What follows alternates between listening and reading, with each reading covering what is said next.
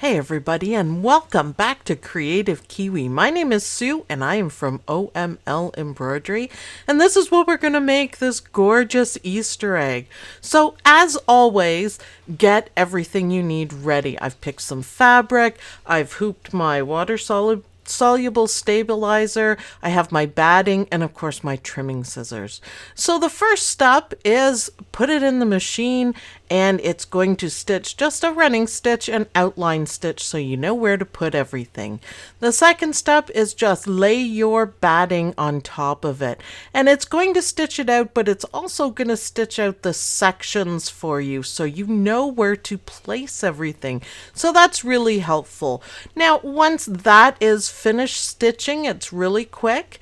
Then take your handy dandy gorgeous scissors, mine are from Gunold, and you are going to cut out the batting. Try to do it as neatly as possible. I have the video sped up a little bit, but take your time doing it. And once that's done, get out your instructions, and it tells you the order to put the fabric down.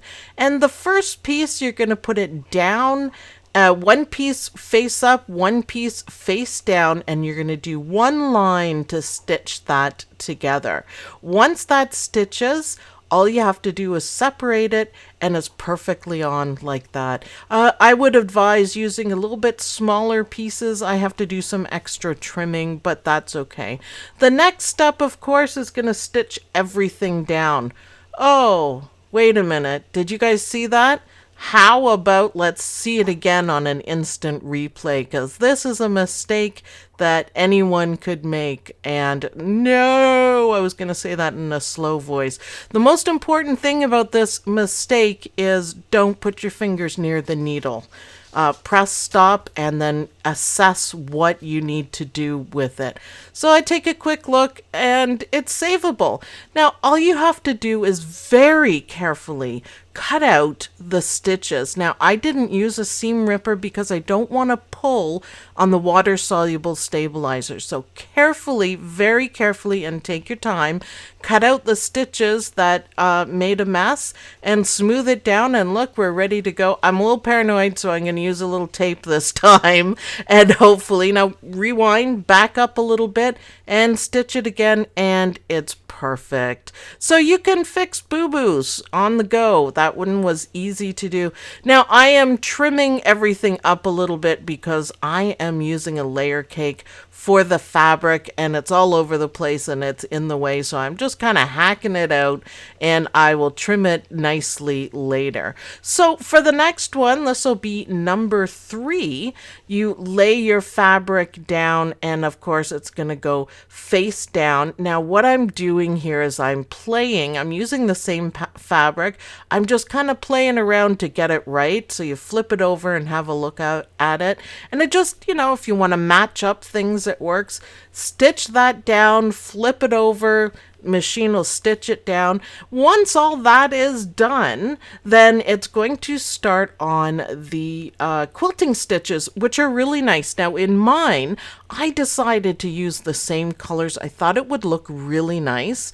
Creative Kiwi suggests that you match the quilting thread to the fabric, which also would look really nice, or you can do contrasting colors. So what I'm using in this whole thing, I do not change the thread for anything.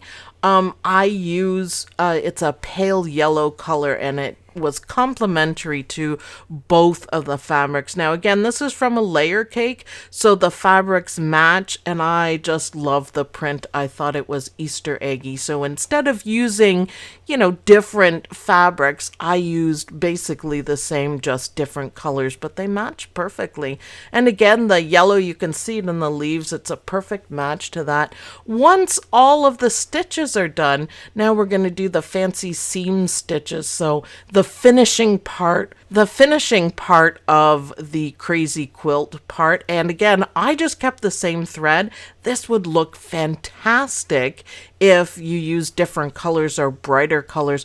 I almost thought of the green or the bright red in that fabric might look good, but I stuck with the yellow because I liked it and I thought it was really nice. And I love the zigzag stitches and all the fancy stitches. It looks so great. And this is such an quick and easy project, and I really like how it turned out. So all of the seams on the crazy stitch part have to be, you know, they have different stitches on it just to cover up and flatten everything down, and it looks fantastic. I'm so happy. I am actually really happy with the colors I picked, which is nice. So once that is done, slip your back fabric face down underneath your hoop, and it's just going to stitch it down. My camera kind of messed up at this part. I had technical difficulties. And once that is done, you can carefully trim the back. My hoop is upside down, so the fabric is facing me when my hoop's upside down, and I'm just very carefully, nice and close to the line with my wonderful trimming scissors, just as close as you can and as neat as you can, because we're going to be doing the final steps. This is also when you change your bobbin to match the top thread. I always do it right from the beginning because I never remember at this stage. So I just put the bobbin in when I start. Now on the top part, this is when you trim everything. I have a little trouble. I have really thick batting and it causes me some issues. I kind of have to use it up, but I like the thinner stuff, and my trimming scissors are having a little bit of a hard time going through it. So I get out the big guns and get through the parts that I'm having a hard time going through, and it makes a difference. But at this part, make sure you take your time and carefully trim out everything, because if you don't trim it properly, it is going to show through the satin stitches and your final design isn't going to look as good. So take your time on this part. I trim it up as best as I can, and I get the scissors out again and I clean off my hoop because there's a lot of biddly bits there, but it looks better once I'm done. And again, be very careful at this part. This makes all the difference. Put it back in, and we're almost done. It is going to do a zigzag, and that's when you can tell, you know, to make sure that you got everything cut properly. If you're off a little bit, you might be able to trim. Once the zigzag's down, it's going to do the gorgeous satin stitches, and this looks amazing. The yellow, I'm so happy with the yellow. And look, it's perfect, and it looks great, and everything matches. I'm so happy. So it takes a little bit of time, but look at the final results. So thanks everyone for watching. I hope you liked this video. I hope you'll make a creative Kiwi Easter egg. Thanks everyone for watching. Bye.